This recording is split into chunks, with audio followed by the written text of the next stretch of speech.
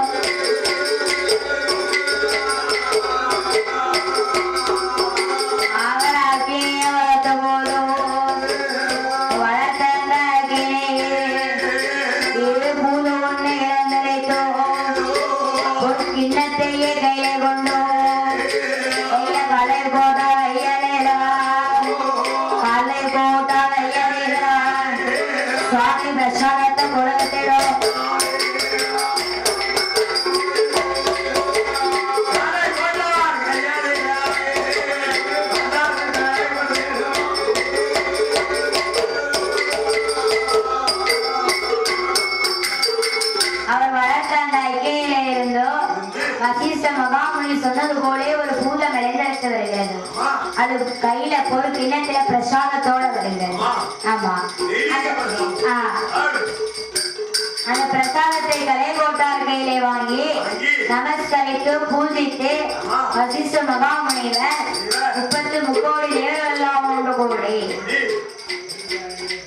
மந்திரி பிரதானி சேன சைனிகெல்லாம் 3 கோடி என்றோ அக்கினியை வளர்த்து பிரசாதத்தை கலை கோட்டார் கையில வாங்கி அதை நமஸ்காரம் செய்து பூஜித்து யார் கையில கொடுக்கிறார்? தசரதராஜன் இடத்துல கொடுக்கிறார். அண்ணா தசரதராஜன் அண்ணா இருந்தாலும் புரியும், பிரசாதத்தை புரியும். ஆமா பிரசாதத்தை கையில வாங்கி 3 மனைவிமாருக்கும் கால் பங்காக பிரித்து கொடுக்க வேண்டும் என்று சொன்னார். தசரதராஜன் பிரசாதத்தை கையில வாங்கினார்.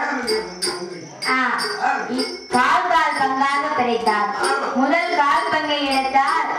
மூத்த மனைவி கோசலா தேவிக்கு கொடுத்தார். ஆமா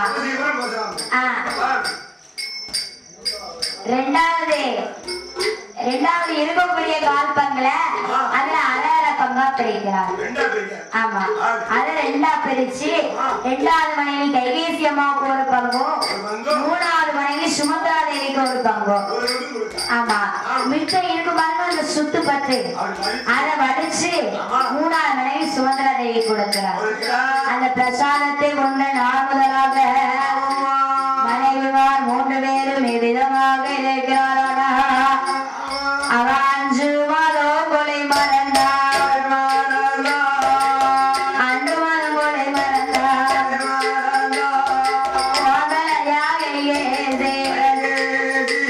சாமி சுமதாதேவி பெண் கொலையோ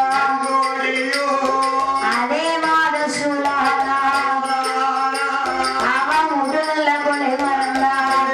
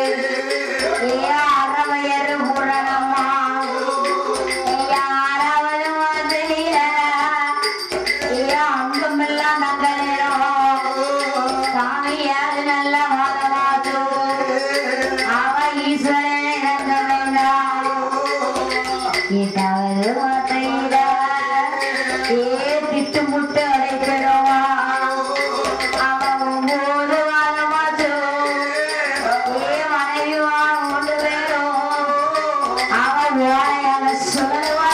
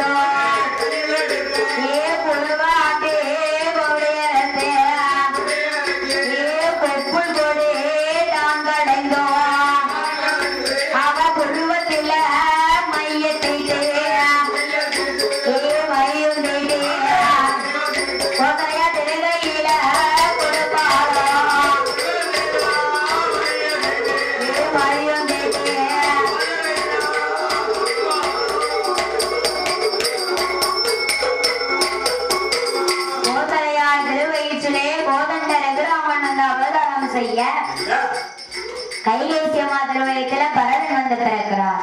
சுமத்ரா தேவி பெண்மொழி வயசுல 2 குழந்தைகள் பிறக்கிறார். சத்ருகனும் லட்சுமண பெருமாள். யாம வயசுல மட்டும் 2 பேரு சுத்து பத்து எல்லாம் வளைச்சு கொடுத்தாரு இல்லையா? ஆமா. அதனால அவளுக்கு ஒரே சூழ்ல 2 பிள்ளைகள். ஒரு கல்லுல 2 மாங்கான மாதிரி ஒரே சூழ்ல 2 குழந்தைகள். ஆமா. அதே போல சுமத்ரா தேவி வயிற்றிலே சத்ருகனும் லட்சுமண பெருமாளும் அவதரித்தார். இப்படி 4 குழந்தைகளையும் தசரதராஜ மன்னன் 4 வேணியும் பொழுது ஒரு வண்ணமுமாக மகன்கள் பிறந்த மகத்துவத்தினாலே 56 அரசர்களுக்கும் சீர் சிறப்பு செய்யணும்ல. அதாவது 3 வேளை மனம் வெடித்து குழந்தையே இல்லாம இருந்தாரு. வசிஷ்ட மகாமுனிவர் சொன்ன அருளால ஒரு குழந்தையா 2 குழந்தையா 4 பேரு 4 பேரும் சிங்கம் வந்து பிறந்திருக்கு. ஆமா 4 ஆண் குழந்தைகள். ஆமா அரசால ஆண் குழந்தைகள்னு சொன்ன மாதிரி அரசால 4 பிள்ளைங்க. இப்படி 4 குழந்தைகளும் பிறந்தது என்றோ எப்படி சீர சிறப்பெல்லாம் செய்கிறாரா செல்ல மகன் பிறந்தான் என்றோ செல்ல மகன் பிறந்தான்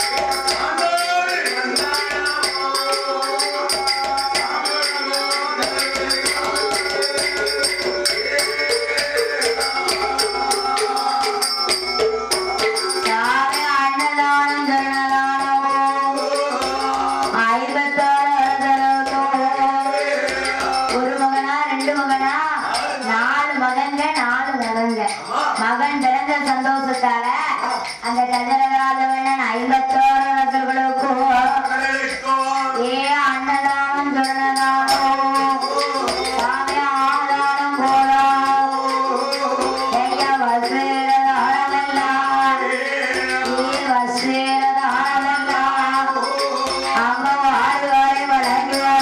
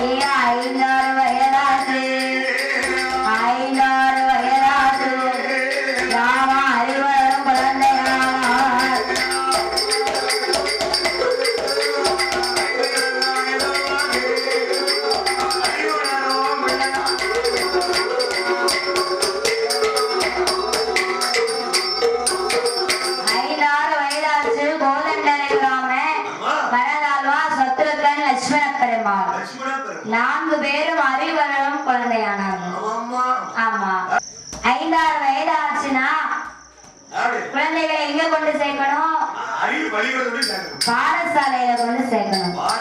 ஆமா அங்க சேர்த்தாதான பிள்ளைக்கு அறிவு வளரும். இல்லன்னா நேரத்துக்கு நேரம் வேலைக்கு நல்லா மூக்கு மூட்டு படிக்கும், வாடி ஆடி விளையாடும், அசந்து உதவும். அதானே செய்யும். பள்ளிக்கூடத்துல சேர்த்தாதான அதுக்கு அறிவு வளரும். ஆமா அதனாலே மகன்கள் 4 பேரையும் படிக்க வைக்க வேண்டும் என்றோ அந்த தசரதராஜ மன்னனானவர் அந்த காலத்துல எல்லாம் குழந்தைங்க அறிவு கலைக்காணிகளை படிக்க வேண்டும் என்று சொன்னா வாத்தியார் தான் அரண்மனையை தேடி வருவாரு. ஆமா ஆனா இந்த காலத்துல அப்படியா கிடையவே கிடையாது. ஆமா அப்ப ஏட்டு பாடம், இடையில வந்தது நோட்டு பாடம், இப்ப இருக்கிறது ஆன்லைன் பாடம். ஆமா இணையதள பாடம் இப்ப இருக்கிறது. ஆமா அத சாக்கு வச்சுதானே எல்லாரும் ஒவ்வொரு போனை வாங்கி கையில வச்சிருக்கோம். அதாவது 8 மணி 9 மணி ஆனா வெளியில வச்சு பாத்துக்கிட்டு இருப்போம். 10 மணி ஆயிடுச்சுன்னு வைங்க, காதுல 2 ஹெட்செட் சொருகுறது. அது பேரு தெரியாதவங்க செவிட்டு மிஷினா அது பேரு. ஆமா அந்த காதுக்குள்ள சொருகுறது. பார்வையை ஒத்தையா மூடனா வெளிச்சம் வெளியே தெரியும். அதனால மடிச்சாக்க மூடணும். ஆமா போறவங்கள போன வச்சு போனிக்கு இருக்காங்க பிள்ளைங்க எல்லாம் இப்போ. ஆமா அதனாலே இப்ப உள்ள காலத்துல எல்லாம் கையில 10,000-யோ 20,000-யோ வச்சாதான் அட்மிஷனே போட முடியும். ஆமா, ஆனா அந்த காலத்துல அப்படி கிடையாது. ஆமா, எல்கேஜிலே ஏபிசிடி சொல்ல முடியாது. ப்ரீகேஜில படிச்சு அதுக்கப்புறம் தான் எல்கேஜி போகணும். எல்கேஜி படிக்கையிலே 1 லட்சம் ஆகுது. அப்படியா? மாசத்துக்கு 20,000 ரூபாய். 10 மாதத்துக்கு 2 லட்சம் ஆச்சு. 2 லட்சம் ஆச்சு.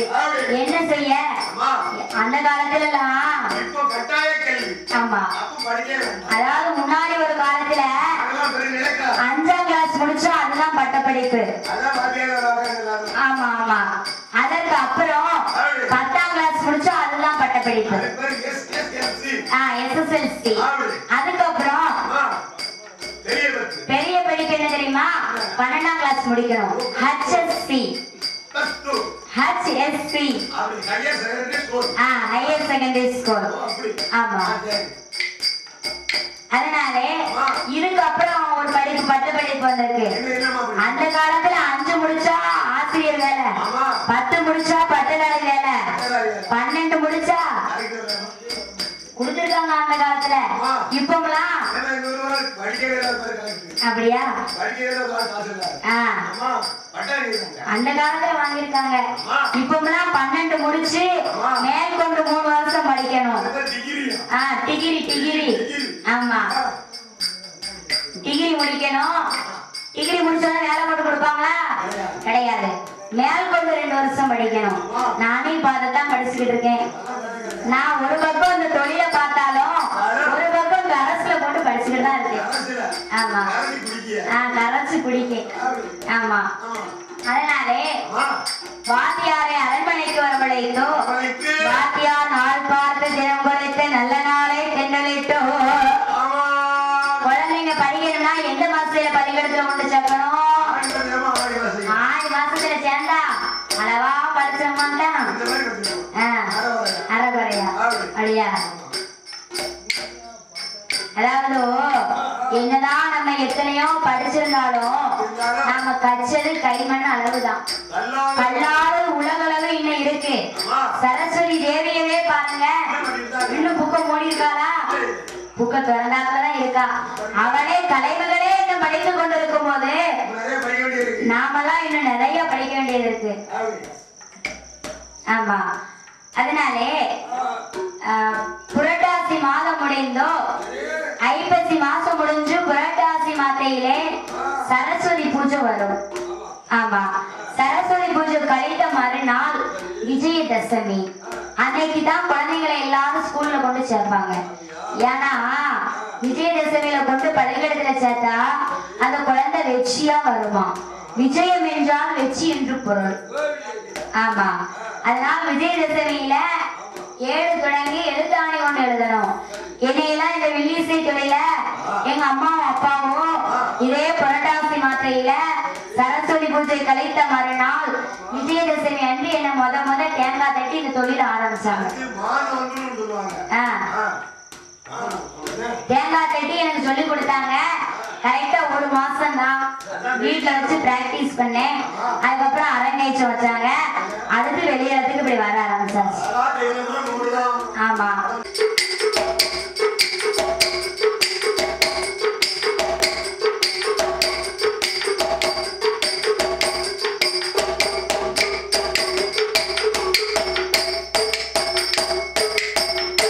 தன் மகனான ராமகுமாரனை படிக்க வைக்க வேண்டும் என்றோ வாத்தியார் நாள் பார்த்து தினம் குறித்து நல்ல நாளை தென்றலிட்டோ.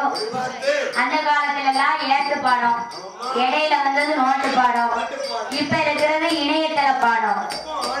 ஆமா, அதனாலே மகன் படிக்க வேண்டும் என்றோ பண ஓலையை சேகரிக்கிறார். ஆமா, எவ்விதமாக சேகரிக்கிறாரா?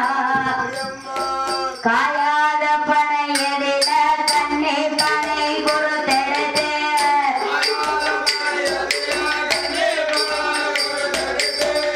ஈடாத பனை எதிர இளம்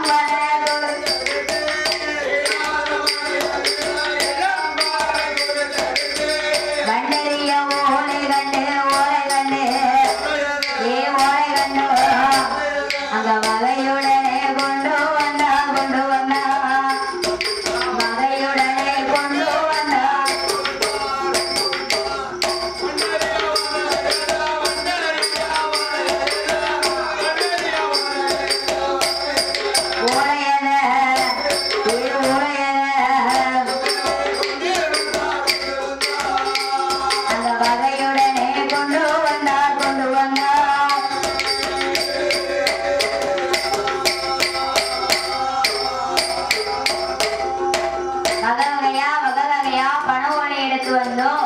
காஞ்ச ஓலை எடுத்தாங்க எழுதி படிக்க முடியுமா? முடியாது. அதனால் காயாத பனையதிலே கண்ணீர் பனை கொடுத்தெடுத்தார். ஈடாத பனையதிலே இளம் பனை கொடுத்தெடுத்தார். வண்டறிய ஓலையை சேகரித்துக் கொண்டு வந்தோம். அடிமுனை சீவி மஞ்சளிலே மூக்கி ஆமா ஏடு தொடங்கி எழுத்தாடி கொண்டே தன் மகனான ஹரிராம பூமான் வலிக்க வேண்டும் என்றோ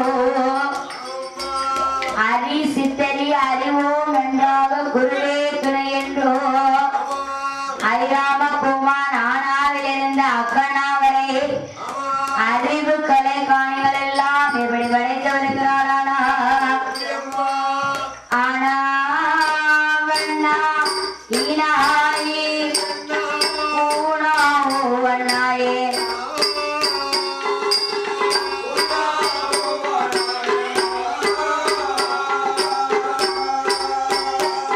சாமியானா ஈனாயி ஊனாவோ வண்ணாய்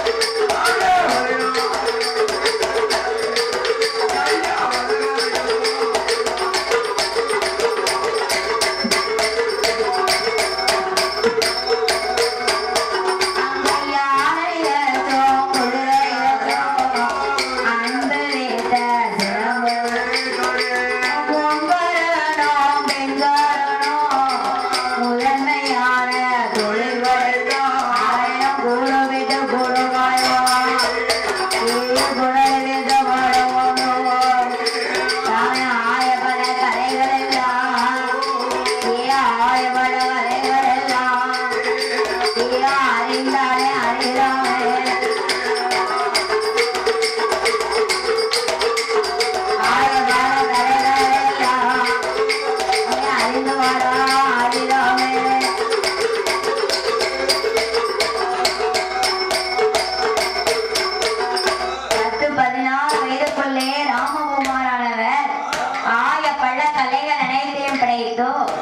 அரண்மனையிலே இருக்கிறார். இவர் ஆய கலைகள் நினைத்தம் படைத்த அந்த அரண்மனையிலே இருக்கிற போதோ இன்னும் அங்கே இப்படி நடக்கிறதானா வனவாசம் தன்னா வேல தன்னா வனவாசம் தன்னா வேல ஏ விஸ்வமுத்திரரானவரா ஏ அக்கினியும் வளர்த்து கொண்டோ வனவாசம் தன்னிலத்து வனவாசம் தன்னாதிலே தன்னாதிலே அவர் அக்கினியும் வளர்ப்பாரா விஸ்வாமுத்திரர் அக்கினியும் வளர்ப்பாரா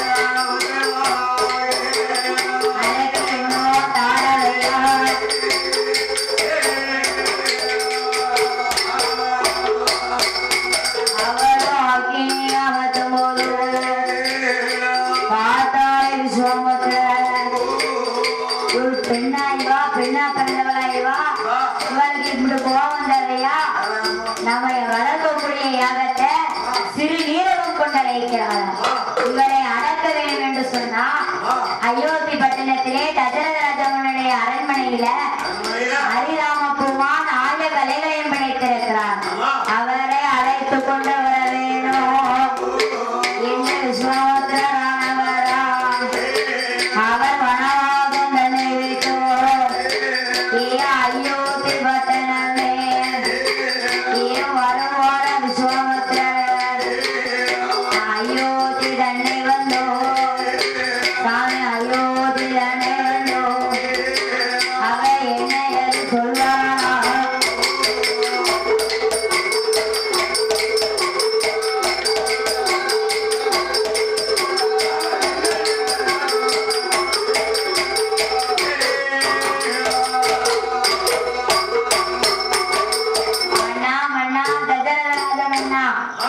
உங்க மகனாகிய ஹரிராமபுமான் ஆய கலைகள் அனைத்தையும் படைத்திருக்கிறார். அதனால் அவனை என்னோடு வனத்துக்கு அனுப்பி வைக்க வேண்டும் என்று சொன்னார். உடனே தசரதராஜன் உயிரை ஏவன் கேட்கும் பொழுதோ ஒருவர் அடையும் துன்பத்தை போல திடீரென்று மயக்கம் கொண்டோ திண்டென்று பூமியிலே விழுகிறார். ஆமா மன்னா மன்னா தசரதா எழுந்தறியோ என் மகன் வருவான்னு சொல்லலாம், இல்லைன்னா வர மாட்டான் என்று சொல்லலாம், இல்லைன்னா நான் என் மகனை அனுப்ப மாட்டேன்னு சொல்லலாம். இப்படி திண்டென்று மயங்கி விழுதியல என்ன பண்ண அர்த்தம்? எழுந்திரினார். உடனே எழுந்திரித்து நின்றார். உடனே கலை கோட்டார் என்ன சொல்லுகிறார் தெரியுமா? எப்பா ஏ தசரதா விஸ்வாமுத்திரரால தானே உனக்கு ஆமா வசிஷ்ட மகாமுனியால தானே உனக்கு இந்த 4 குழந்தை கிடைச்சிச்சு. ஆமா அதனால் இவரோடு இந்த குழந்தையை அனுப்பி வைத்தேனா உன் மகன் தல மகன் ராமபூமா இன்னும் ஆயப்பட கலைகளையும் படைத்தோ வள்ளுவனாக வருவான். ஆமா அதனால நீ தயக்கம் கொள்ளாம இவரிடம் கூட அனுப்பி வை என்று சொன்னாங்க.